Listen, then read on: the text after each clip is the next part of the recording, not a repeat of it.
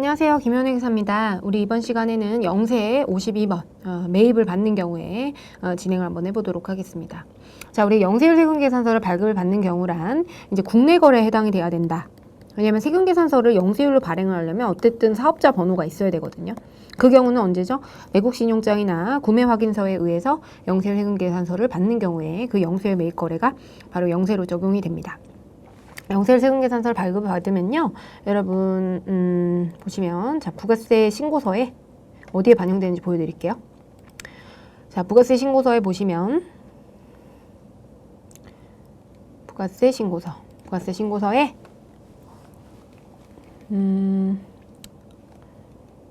여기 영세율 세금계산서는 10번 란 여기에 들어가게 됩니다.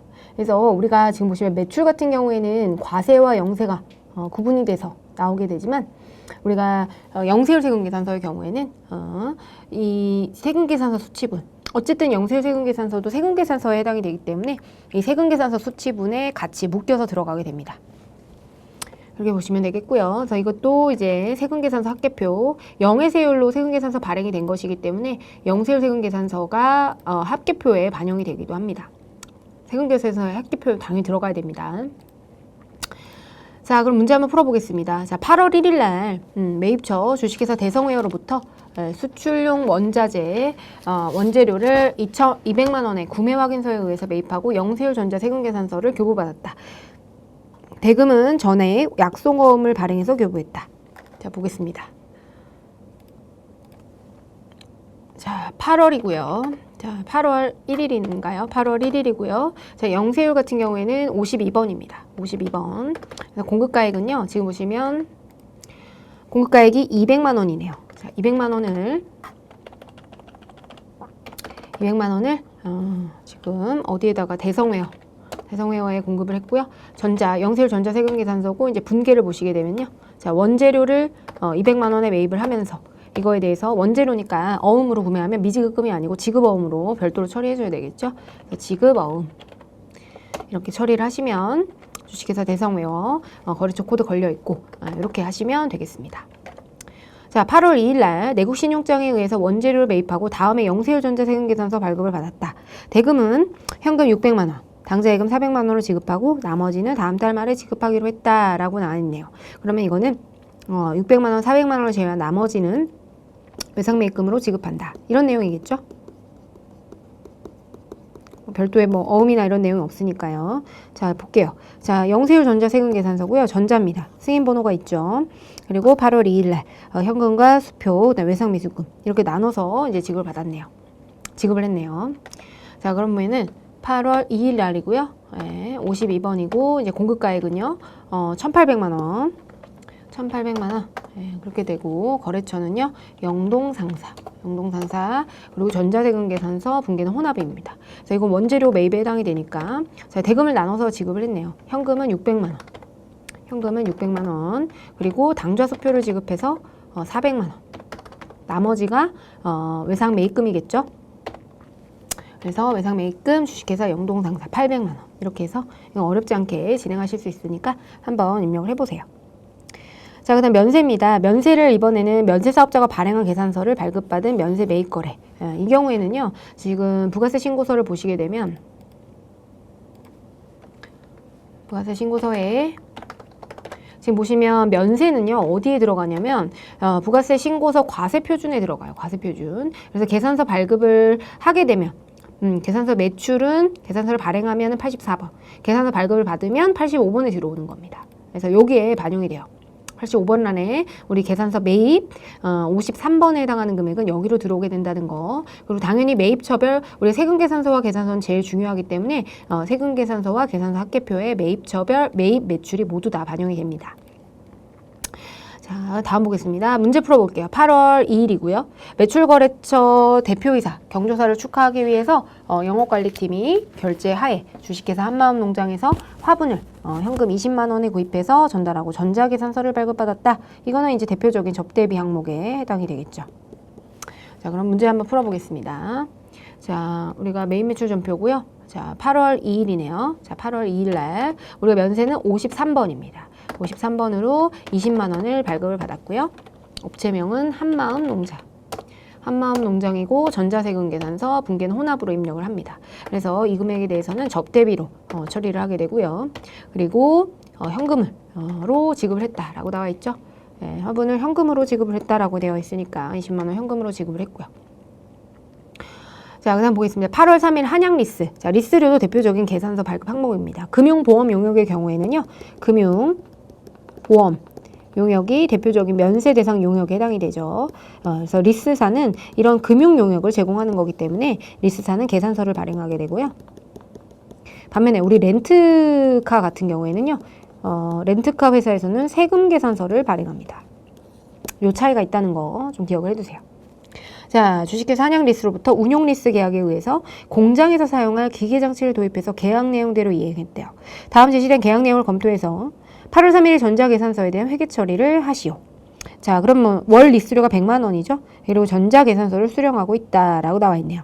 그럼 8월 3일 날에는 월 리스료가 자, 매달 계산서로 발급을 받게 되고요. 자, 53번이고 그러면 지금 보시면 100만 원입니다. 100만 원. 업체는 한양리스. 그리고 전자계산서니까 혼합으로 계산서도 전자가 있고 수기가 있는 겁니다. 그래서 이거는 우리가 리스료라고도 하고요. 보통 임차료라고 하는 계정 과목으로 쓰게 되는데 우리가 이게 지금 공장에 대한 임차료이기 때문에 519번으로 계정 처리를 해주시고 그 다음에 이거에 대해서 뭐로 지급했대요? 현금으로 지급을 했다라고 되어 있으니까 대변은 현금 이렇게 하시면 분계가 완성이 되죠. 네, 그래서 이렇게 하면 어렵지 않습니다. 자, 그다음 8월 4일 보겠습니다. 화물 운반용으로 사용하기 위해서 금융업을 영위하는 국민은행 도곡동 지점에서 사용하던 차량을 다음과 같이 외상으로 구입했어요. 그래서 국민은행은 취득가액 감가상각 2개의 판매 가격 이렇게 되어 있는데 어쨌든 우리가 구입한 건 얼마예요? 500만 원에 구입을 한 거거든요. 그래서 세법상의 전자세금계산서 또는 전자계산서를 발급했다.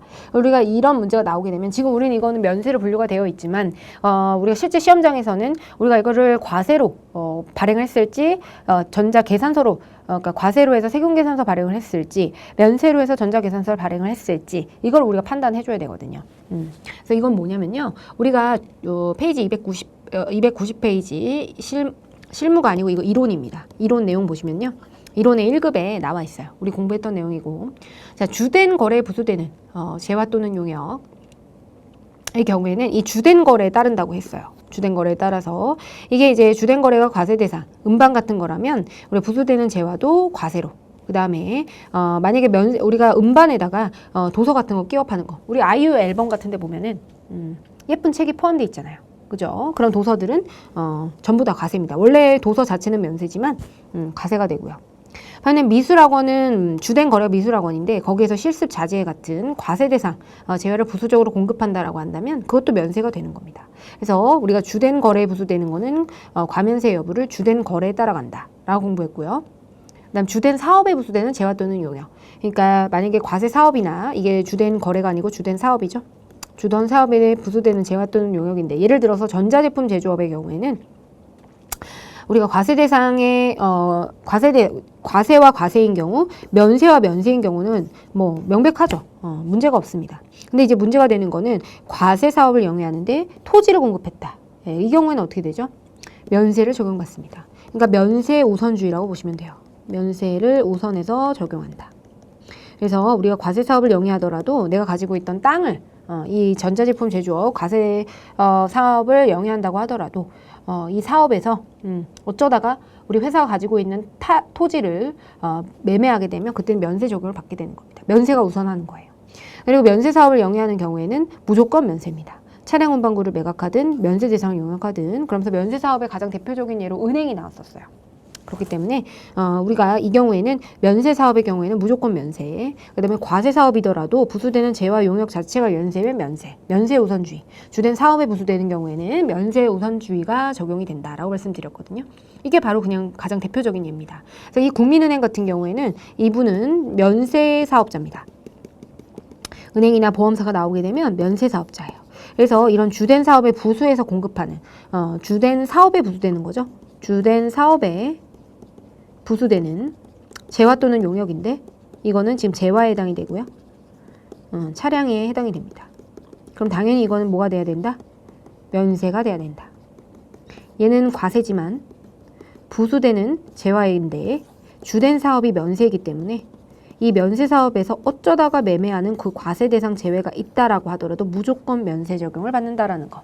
그거 기억해 두시기 바랍니다. 자, 그러면 보겠습니다. 8월 4일이고요. 8월 4일이고 우리가 면세 적용을 받게 되고요. 500만 원에 지금 보시면 국민은행입니다. 국민은행. 자, 국민은행에서 발급을 받았겠죠? 그래서 전자계산서로 우린 발급을 받았을 거고요. 지금 분계를 보시게 되면 자, 차량운반구를 500만 원에 취득을 하게 되겠고 이거에 대해서 우리는 미지급금. 왜냐면은 지급을 외상으로 구입했다라고 했기 때문에 그래서 이거는 근데 우리가 원재료 구입이 아니기 때문에 미지급금으로 해서 계정 처리를 하게 된다라는 거 보시면 되겠고요. 듀얼 유료 회원만의 남다른 서비스.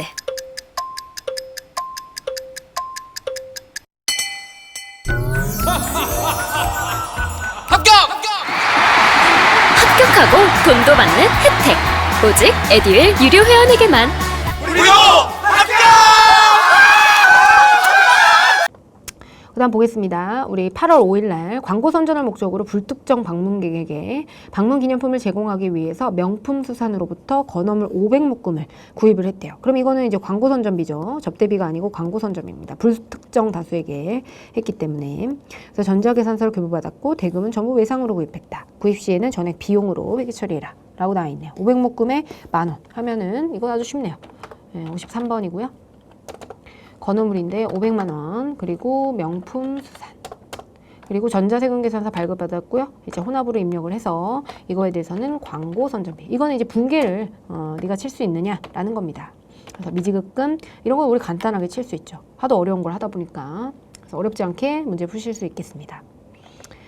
자, 54번 넘어가겠습니다. 자, 우리 54번의 경우에는요. 매입세액이 공제되지 않는 세금계산서를 발급을 받았는데 세금계산서 발급을 받았는데 우리가 공제가 되면 51번, 공제가 되지 않으면 54번입니다.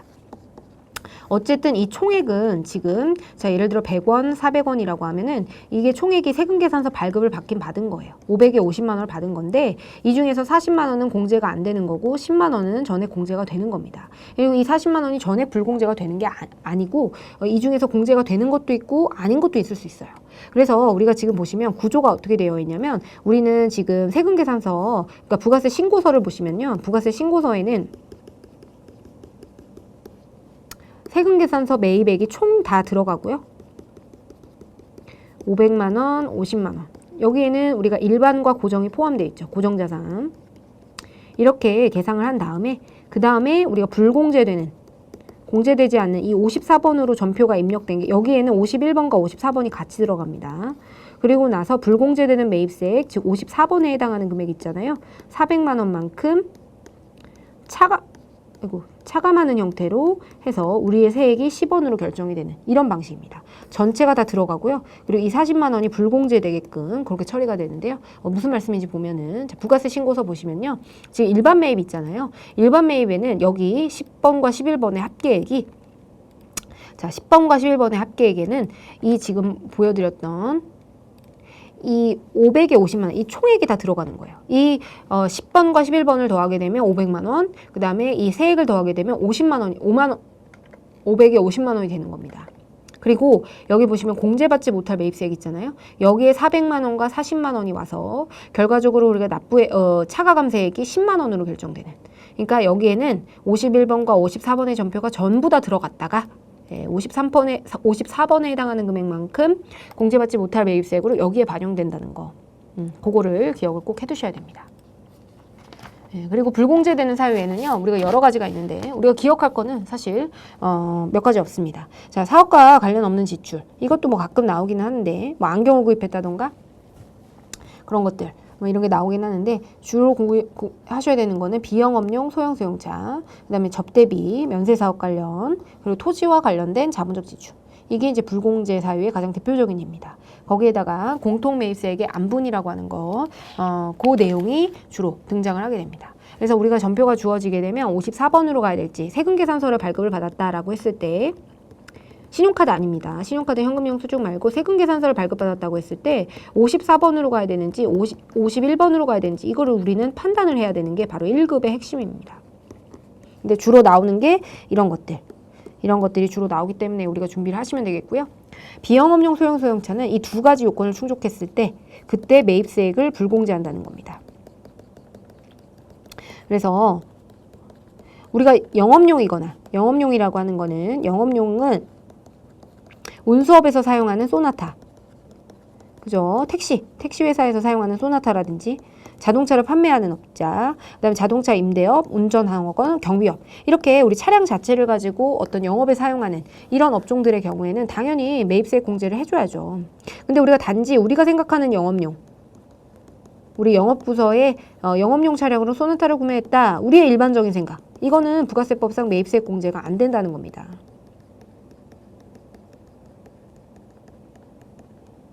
그리고 보시면 소형 승용차. 그럼 소형 승용차가 아닌 거는 된다는 거잖아요. 소형 승용차는 뭐냐면요. 개별 소비세가 과세 대상이 되는 승용차입니다.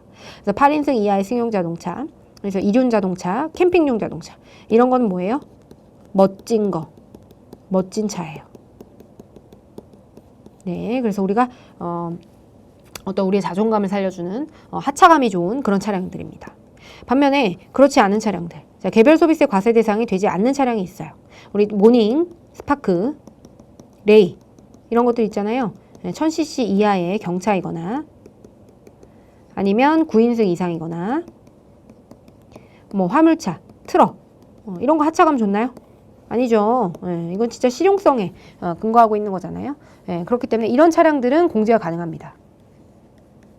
네, 그래서 우리가 일반적으로 아는 차량들은 다 매입세액 불공제예요. 사더라도 부가세를 공제받을 수 없어요. 이건 정책적 차원에서 전부 다 공제할 수 없도록 그렇게 되어 있고요. 이렇게 우리가 일부 열거되어 있는 것들만 공제가 가능합니다.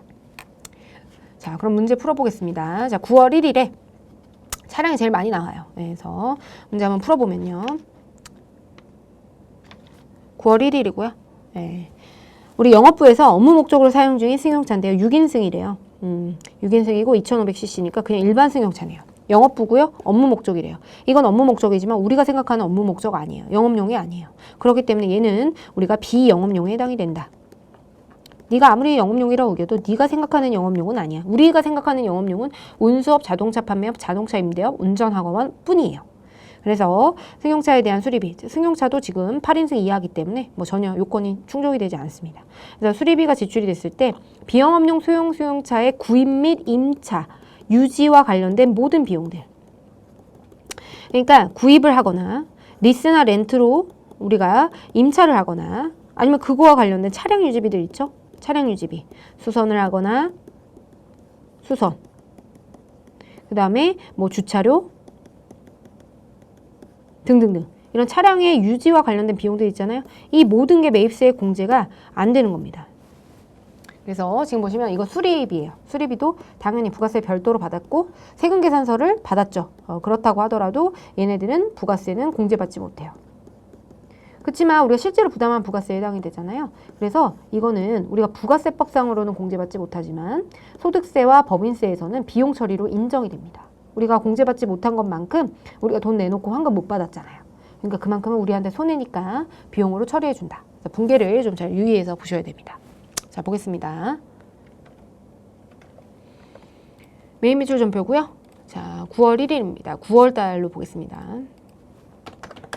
자, 9월 1일이고 네. 그래서 이거는 이제 불공에 해당이 되기 때문에 우리가 판단을 한 다음에 이건 불공에 해당이 되는구나. 54번으로 입력해야 되겠구나. 세금계산서 발급을 받았다고 하더라도. 그래서 이렇게 입력을 하셔야 되고요. 85만 원에 8만 5천 원. 그리고 공급처는요. 좋은 카센터. 좋은 카센터에 해당이 되고요. 전자세금계산서 발급을 받았죠. 불공제 사유는 뭐죠? 비영업용 소형소형차 3번과 관련됐고요. 분계는 혼합으로 입력을 합니다. 자, 그러면 우리가 이거는 차량과 관련된 유지비죠. 차량 유지비인데 우리가 지금 보시면 영업부에서 사용하는 거니까 822번이 되겠습니다. 그리고 그 대금을 뭐로 지급했다? 수리 대금은 현금으로 지급했다. 네, 그래서 101 이렇게 해서 처리를 하시면 되겠습니다. 이거는 근데 우리가 지금 보시면 이거는 단순하게 우리가 불공으로 묶어서 나왔기 때문에 여러분들이 판단하시는 거고, 보통 이렇게 전자세금계산서 교부받았다라고 하면은 그냥 무조건 51번 입력하시는데, 항상 세금계산서는 뭐가 핵심이에요? 51번과 54번을 나누는 게 핵심입니다. 그 다음이 이제 분계에 대한 난이도가 높아지는 게 전산세무 1급의 실급 그 핵심이라는 거 좀 기억해 두시고요. 자, 9월 2일 날 임원의 업무 수행을 위해서 주식회사 현대자동차로부터 승용차 5인승을 임차 렌탈하고 월 이용료 80만 원, 부가세 별도. 자, 우리가 렌트료 같은 경우에는요. 리스료는 면세인데 렌트료는 과세입니다. 그래서 세금계산서를 발급을 해요. 렌트 업체가 그래요. 지금 발행하는 주체가 누구예요? 렌트 업체가 있고요. 리스 업체가 있잖아요. 금융 리스, 운용 리스 업체가 있는데 이 리스 업체는 금융보험 용역으로 해서 면세 사업자고요. 렌트카 업체는요, 과세 사업자예요. 그래서 얘네들이 세금계산서 발행을 하는 거예요. 여기는 계산서를 발행하고, 우린 그거와 상관없어요. 일단 세금계산서 발급을 받았는데, 그게 과연 가능하냐. 지금 승용차인데, 지금 8인승 이하잖아요.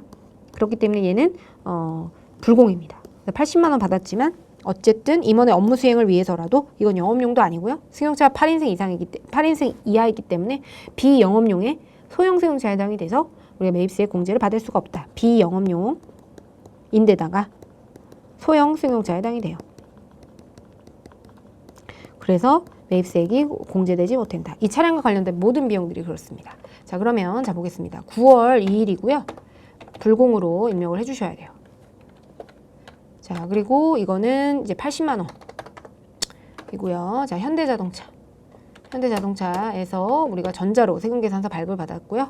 이거는 불공제 사유는 비영업용 소형 승용차와 관련된 거. 분계를 혼합으로 입력을 해주시면 되겠고, 이거는 지금 우리가 렌트료죠. 리스나 렌트료는 우리가 임차료로 처리를 해줘야 되고요.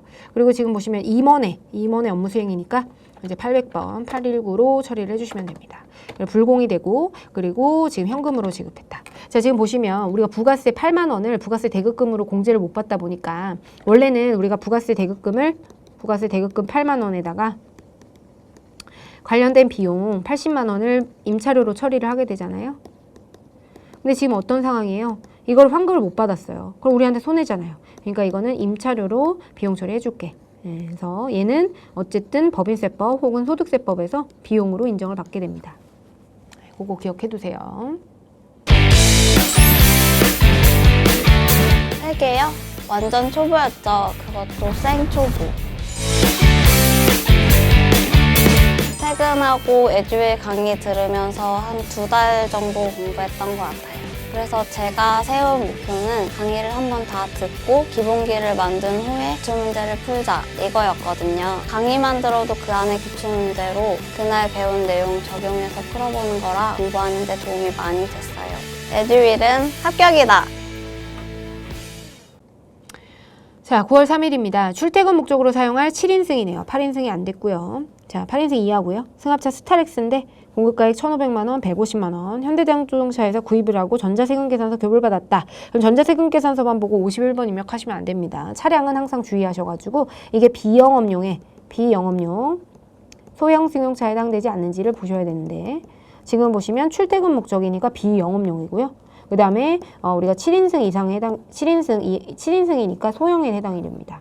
그래서 8월 20일에 인도금으로 지급한 150만 원을 공제한 나머지를 현대캐피탈에서 10개월 분양상환 조건으로 차입해서 지급했다. 그러니까 차입금으로 지급을 했나 보네요. 10개월이니까 단기 차입금에 해당이 되겠고요. 그러면 우리가 인도금으로 지급을 했다라는 거는 이제 선급금으로 지급을 했다라는 거예요.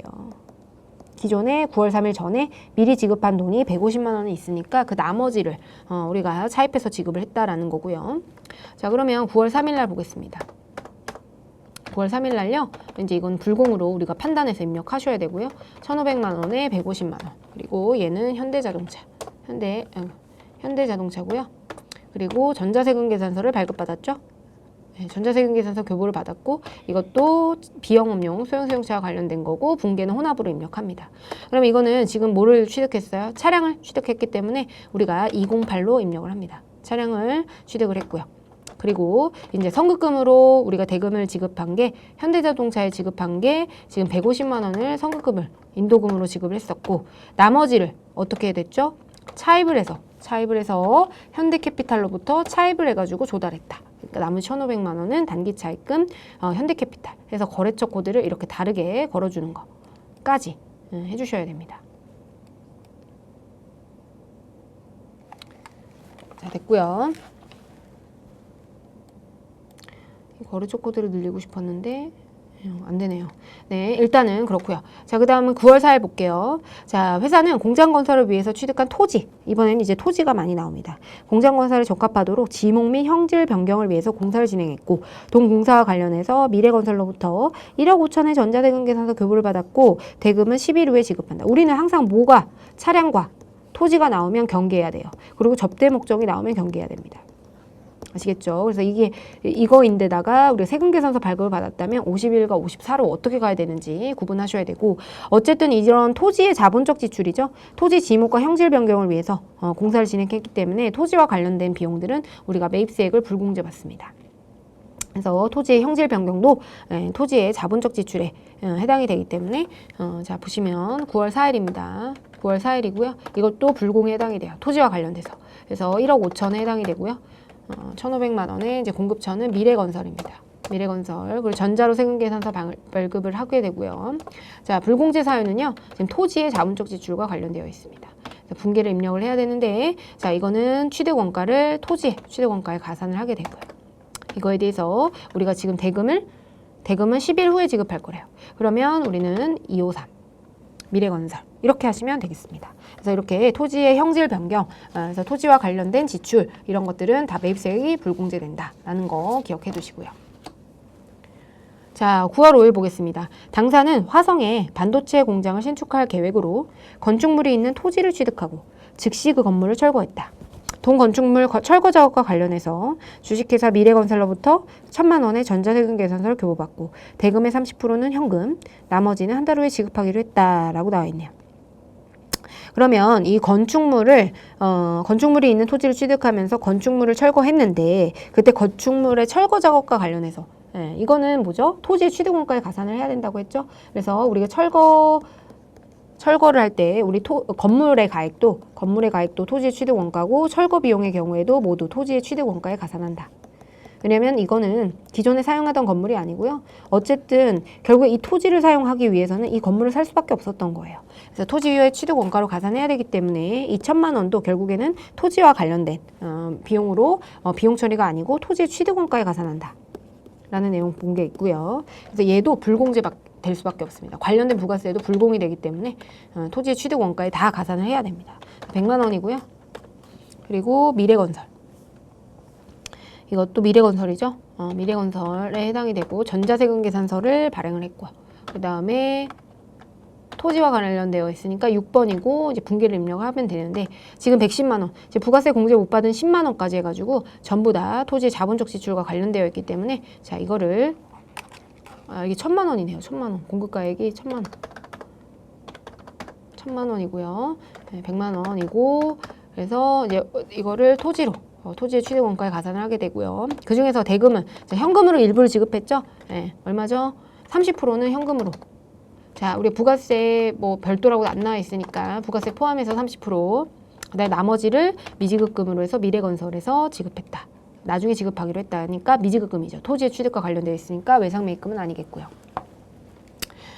그 다음에 9월 6일 제조시설로 사용할 공장을 건설하기 위해서 취득한 토지의 소유권 이전을 정법무사 사무소에 의뢰하고 수수료 50만 원 중 절반은 보통예금으로 이체, 잔금은 다음 날에 지급하기로 했다. 자, 토지의 소유권 이전과 관련한 필수적인 비용 지출에 해당되기 때문에 그때는 우리가 이걸 비용 처리하지 않고요. 토지의 취득원가에 가산을 하게 됩니다. 그래서 대표적인 법무사 비용도 대표적인 취득원가에 해당이 되고요. 그래서 법무사 비용도 매입세 공제를 받지 못하고 50만 원에 대해서 부가세 별도, 그리고 정법무사 사무소에 해당이 되고요. 전자로 발행을 하되 이건 토지와 관련이 되어 있기 때문에 이제 분계는 입력하고, 얘는 모두 다 토지의 취득원가에 가산을 하는 거죠.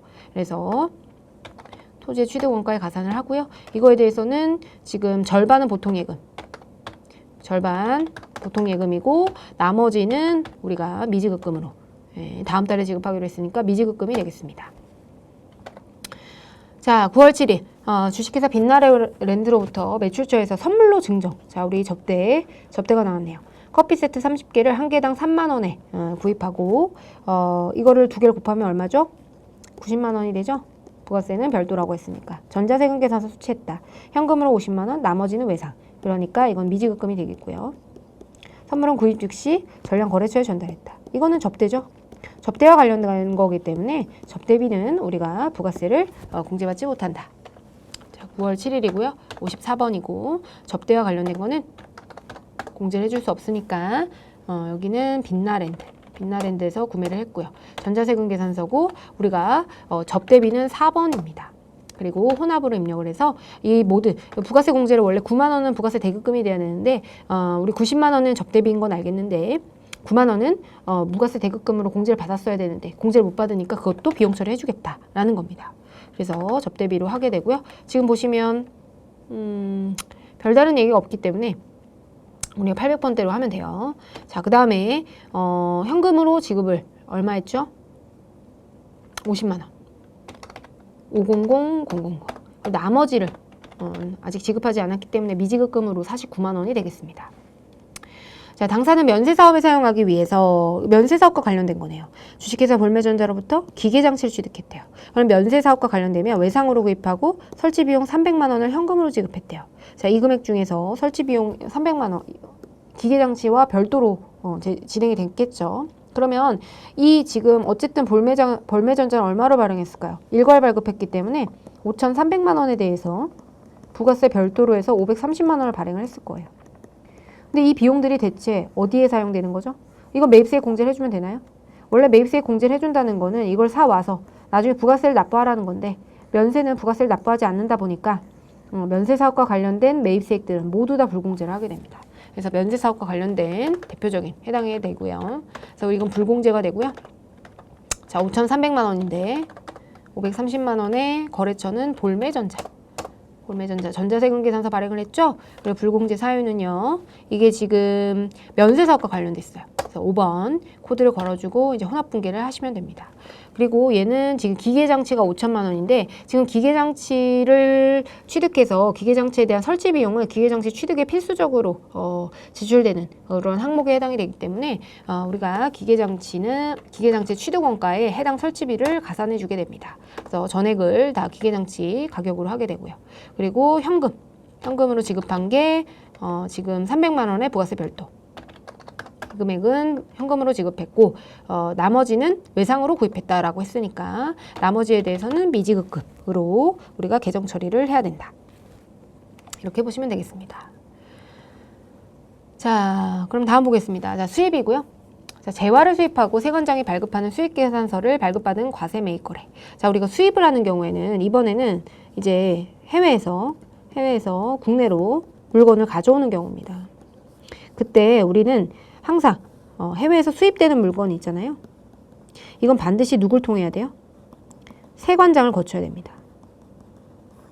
그래서 정식 수입 통관 절차를 거치게 되면 반드시 세관장이 발행한 세금계산서나 계산서가 있게 됩니다. 그래서 이 세관장은 반드시 우리 국내로 들어오는 금액에 대해서 세금계산서 발급을 하게 되어 있고요. 근데 이때 주의하셔야 될 게 뭐냐면요. 우리가 수익 세금계산서에 이제 예를 들어서 이때 들어올 때 뭐 100만 원에 10만 원이다. 라고 했을 때 이 공급가액 있잖아요. 이거는 사실 이 10만 원을 징수하기 위한 거고요. 이건 우리한테 큰 의미가 없어요.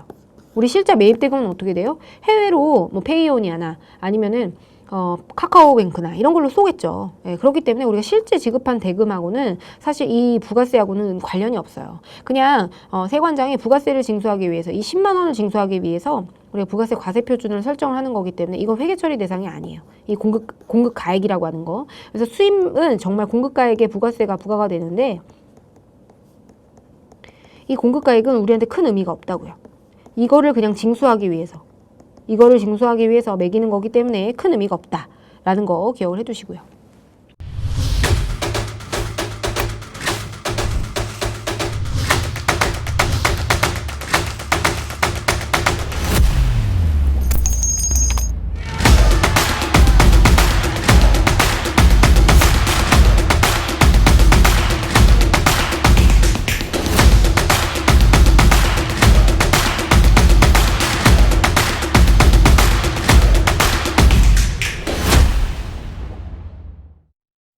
자, 일단은 어떤 건지 제가 분계를 보면서 설명드리겠습니다. 근데 이게 출제가 우리가 전산세무 2급에서는 가끔 되는데 별로 많이 출제가 되진 않으니까 한번 보고 넘어가시면 될 것 같아요. 자, 미국의 피츠버그에서 제품 생산용 검사기기를 수입하면서 인천세관으로부터 다음과 같은 수입 전자세금 계산서를 발급을 받고 부가세와 통관 제비용을 현금으로 지급했다. 미착분 계정에 대한 회계 처리는 고려하지 말고요. 자, 그러면 430만 원에 43만 원. 이때 이 430만 원은 실제로 우리의 어떤 기계장치를 취득하는 데 들어가는 기계장치의 그러니까 기계장치의 장부가입과는 관련이 없다는 거. 취득가입과는 관련이 없어요. 그냥 세관장 온리 이 부가세 43만 원에 해당하는 금액을 징수하기 위해서 거쳐가는 과정이기 때문에 그렇게 의미가 없는 겁니다. 자, 그러면 어떤 내용인지 자 10월 1일로 해서 입력을 한번 해보겠습니다. 10월 1일이고요. 지금 보시면 이거는 수입 세금계산서에 해당되기 때문에 55번을 입력을 하게 되고요. 자, 공급가액의 경우에는 지금 430만 원, 그 다음에 43만 원이고요. 그 다음에 이거는 어디죠? 인천세관입니다. 인천세관에서 전자로 발행했고 이제 혼합으로 분기를 입력하면 되는데 이 부가세 대급금을 위한 거지 사실은 크게 의미가 없다. 그리고 지금 보시면 43만 원이고 이거 있잖아요. 35만 원과 9만 원을 더한 이 44만 원은 결국에는 이제 관세와 통관수수료 등은 우리가 유형자산의 취득원가를 공부하면서 유형자산의 취득원가에 가산하는 항목으로 우리가 환불이 되지 않는 그러니까 부가세를 제외한 관세나 그와 관련된 우리 취득을 하는 데 들어가는 통관수수료, 운임 등과 같이 이 유형자산을 취득하기 위해서 필수적으로 발생하는 지출 이런 것들은 모두 다 유형자산 취득원가에 가산한다고 했잖아요. 그래서 이걸 준 거는 유형자산의 취득원가로 가산되는 항목인지를 네가 알고 있느냐 그걸 물어보기 위해서 한 겁니다. 그래서 이 관세와 통관수수료는요. 기계장치의 취득원가가 돼야 돼요. 그래서 기계장치의 취득원가로 지금 보시면 44만 원을 입력을 해주고요. 이거를 지금 보시면 현금으로 지급했대요. 현금으로 이렇게 지급을 했기 때문에 87만 원 이렇게 입력하시면 되겠습니다. 어렵지 않으시죠? 자, 다음 보겠습니다. 57번 카과에 해당이 되고요. 이거는 우리가 결제를 할 때 뭐로 결제한 거죠? 신용카드로 결제를 한 겁니다. 신용카드 결제에 의해서 우리가 과세 매입거래에 해당이 되는 거고요. 이때 우리 요건이 있어요. 자, 우리 신용카드로 결제를 할 때 반드시 일반 과세자로부터 신용카드 매출 전표를 수취해야 된다. 즉, 우리가 지금 받은 사람 입장이잖아요. 우리는 지금 A의 입장에서 이걸 카드로 결제한 거예요. 우리는 카드로 대금을 결제한 거죠. 그랬을 때 얘가 일반 과세자가 아니라 간이 과세자라면 이들은 부가세를 많이 납부하지 않기 때문에 이들로부터 받은 그 카드든 세금계산서든 이런 것들은 영수증의 효력밖에 없다. 즉 A는 매입세액 공제를 받지 못합니다. 마찬가지로 면세사업자가 신용카드 매출전표를 발행했다면 면세사업자로부터 받은 카드와 계산서 이런 것들도 매입세액 공제 대상이 아니죠. 요 내용이고요. 그래서 매입세액 불공제 대상이 아니어야 돼요. 이렇게 일반, 면세, 간이 이 취득한 이 어떤 내용이 매입세액 불공제 대상 아니어야 돼요. 뭐 차량이나 비영업용 소형수용차를 신용카드로 결제할 수 있잖아요. 이런 것들은 대상이 아니고 접대 목적도 안 되고 그 다음에 이들이 어떤 업종이어야 돼요? 얘네들이 세금계산서 발급 금지 업종이 아니어야 됩니다. 그래서 A가 사용한 곳이 미용실이거나 입장권을 발행해서 영위하는 사업, 여객운송업 이런 업종들의 경우에는 우리가 소비자 대상 업종에 해당이 돼서 주로 소비자를 대상으로 거래하는 내용들이에요. 거래하는 업종에 해당이 돼요. 그렇기 때문에 이건 정책상 목적상 아무리 업무와 관련해서 사용을 했다고 하더라도 예를 들어서 우리가 연예기획사의 미용실에서 지출하는 그 연습생에 대한 그 메이크업비나 헤어비는 사실 이건 사업과 관련되어 있잖아요. 하지만 그런 것들은 정책적인 목적에서 부가세 매입세액 공제를 받지 못하도록 되어 있습니다. 그래서 이들이 세금계산서 발급을 하든 신용카드를 발급을 하든 상관없이 이런 곳에서 쓴 것들은 무조건 매입세액 불공제가 되는 거예요. 그렇게 기억을 하시고요. 자, 그러면 보시겠습니다. 자, 제조 부문의 원재료를 운반용 화물차 알뜰주에서 주유를 하고 삼성카드로 결제한 후에 다음과 같은 전표를 수취했다. 지금 보면 화물차를 했죠? 화물차에 해당이 되기 때문에 이건 업무용에 해당이 되고요. 그다음 제조 부문의 원재료 운반용 화물차라고 했으니까 이게 차량 유지비긴 차량 유지비일 텐데 제조와 관련된 거고 그 다음에 매입세액 공제는 가능하다는 겁니다. 그래서 카드 전표를 카과로 써달라라는 내용이에요. 자, 보시겠습니다. 자, 그럼 11월이고요. 11월 1일이고요. 자, 유형은 57번이 되겠어요. 카과고요. 자, 77만 원. 77,000원이죠. 이렇게 되면 공급가액과 부가세로 나뉘게 됩니다. 그래서 77,000원이고요. 네, 11월 1일에 했고 지금 알뜰주유소에서 알뜰주유소고요. 그 다음에 우리 신용카드사는 어디였죠? 삼성카드네요. 그래서 삼성카드로 하시면 되고 분계는 우리가 혼합으로 해서 입력을 할 겁니다. 자, 그럼 이거는 차량 유지비인데요. 이거는 제조 부문의 원재료 운반용 화물차니까 522번이 돼야 됩니다.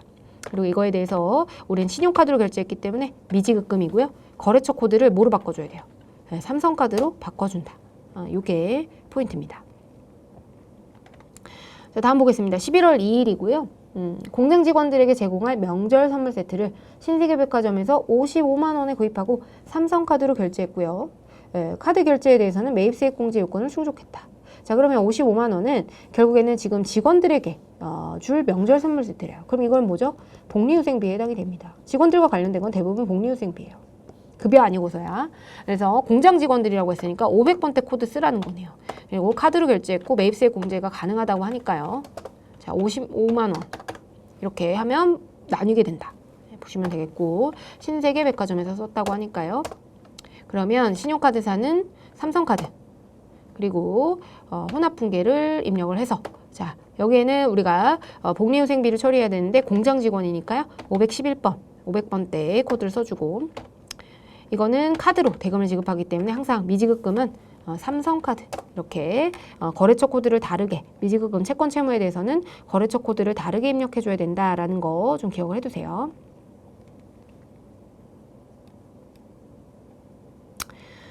됐고요. 자, 11월 3일입니다. 사무용 비품으로 사용할 컴퓨터를 주식회사 볼매전자로부터 100만 원에 구입하고 대금은 법인카드인 삼성카드로 지급했대요. 수취한 신용카드 매출전표가 부가세 공제 요건을 만족하기 때문에 별도의 세금계산서는 수취하지 않았다. 이거는 뭐 비품에 해당이 되니까 그죠? 컴퓨터는 대표적인 비품에 해당이 되잖아요. 그렇기 때문에 매입세액 공제로 가능하고요. 그냥 요거는 이제 뭐 일반적인 쉬운 분계네요. 자, 57번이고요. 자, 그리고 100만 원. 100만 원의 부가세 별도. 이렇게 하면 100만 원 부가세 별도고요. 그 다음에 여기가 볼매전자 그리고 신용카드사는 삼성카드 그리고 혼합으로 입력을 해주시고요. 그 다음에 비품으로 자 100만 원이고 이거에 대해서 미지급금인데 미지급금은 삼성카드 이렇게 해서 분계를 입력하시면 완료됩니다. 자, 11월 4일입니다. 거래처 안내사항 공지를 위해서 주식회사 문자나라 문자전송 서비스를 이용하고 법인카드로 결제했다. 판관비로 처리해라 라고 나와 있고요. 지금 보시면 이거 삼성카드네요.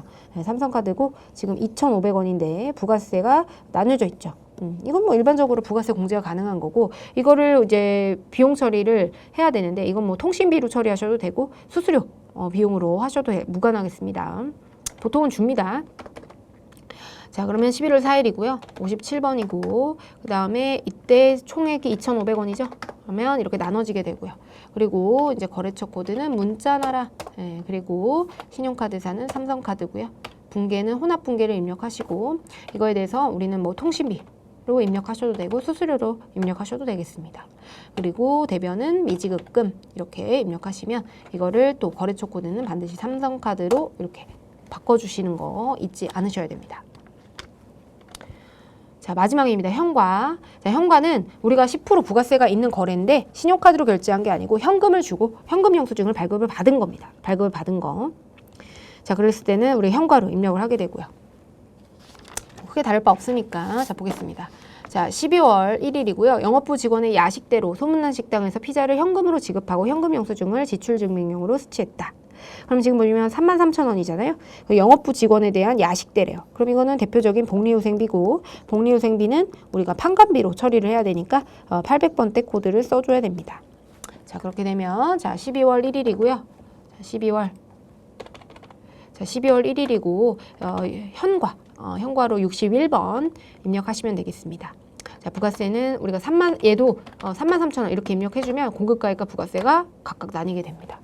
소문난 식당이고요.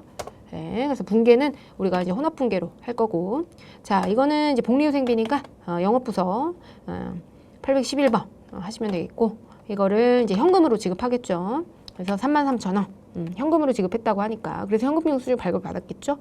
네, 그래서 현금 영수증이나 신용카드 같은 경우에는 이렇게 공급가액에다가 처음에 공급 대가를 적어주면 알아서 나눠줍니다. 뭐 직접 입력하셔도 되고요. 그거는 뭐 크게 간편하게 하실 분들은 그렇게 하시면 될 것 같고요. 네, 그래서 우리 일반 전표 입력 다 끝났습니다. 네. 그래서 여러분들 고생 많으셨고요. 복습 열심히 하셔서 우리 일반 전표 입력과 메인 매출 전표 입력 훈련을 좀 많이 하셨으면 좋겠어요. 이거는 우리 전산세무 2급보다 좀 약간 심화된 형태로 분계가 좀 복잡하게 나오죠. 그래서 분계가 복잡한 거 말고는 사실 전표 자체를 입력하는 건 그렇게 어렵지 않거든요. 네, 그래서 여러분들 분계는 회계가 탄탄해야 돼요. 네, 회계와 부가세가 탄탄해야 되기 때문에 여러분들 그거 이론도 놓치지 않고 열심히 이거 실무에 나온 내용들은 계속 이론을 찾아보시면서 검색을 하고 공부하셨으면 좋을 것 같습니다. 네, 이번 시간 여기서 마치도록 하겠습니다. 고생하셨습니다. 감사합니다.